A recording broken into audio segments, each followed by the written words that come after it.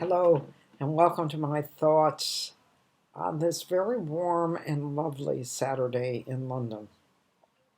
And I've been thinking a lot about Dominic Cummings and doing the right thing. And we all try to do the right thing, and we very often fall from grace. And I sometimes wonder whether we have the right to get angry at someone else for not following the rules just because we followed them.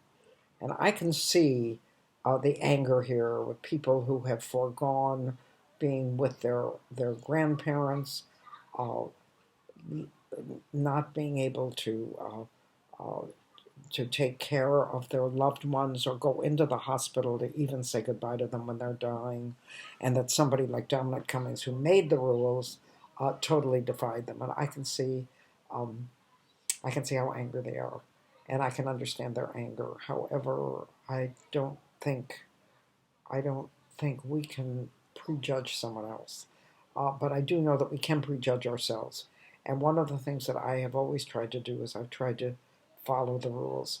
And I was always taught that you don't take an object and make it yours unless you pay for it. So there is absolutely no way when I go into a supermarket or I go into a greengrocer's that I will try the grape or try the strawberry. I just won't do it. And I have no problem with other people that do it. And when they do it, I don't call them on it. But I never do a thing like that because it's not right. And I'm not right. And what is right and wrong? I'm not sure. But I'm still remembering on a warm day like today, I used to do my shopping once a week. And I would because I had a car, and I would do a great deal of shopping because I didn't want to go to the grocery store more than once a week. It was a pain in the neck. And so I had lots and lots of things to check out. And in those days, checking out was not as quick as it is right now. It's much quicker um, because people had to, the machines were not as automatic.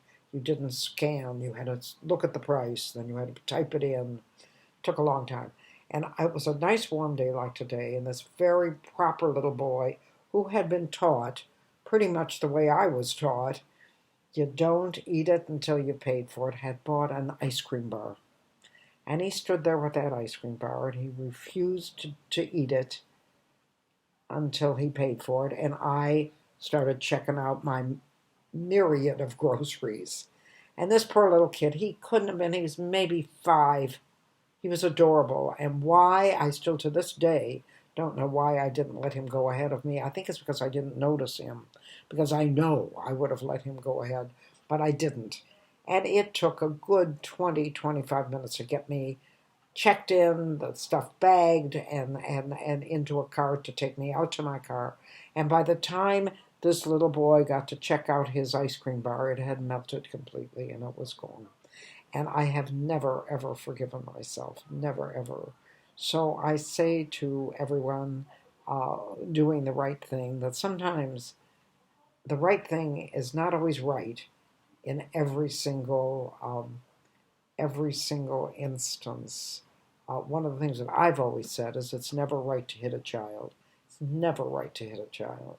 And when I said ever, and when I started teaching, um, I was teaching. Let me see what was the name of the school. It was Elmhurst School, I think, in Cleveland. And the first thing that when I went into my classroom, one of the teachers said to me is, well, if you get angry at a kid, don't hit them. I said, no, no, I never would. She said, well, no, just grab them by their hair. And I said, why? She said, because it doesn't leave a mark. And I thought, oh, God, that's absolutely horrible.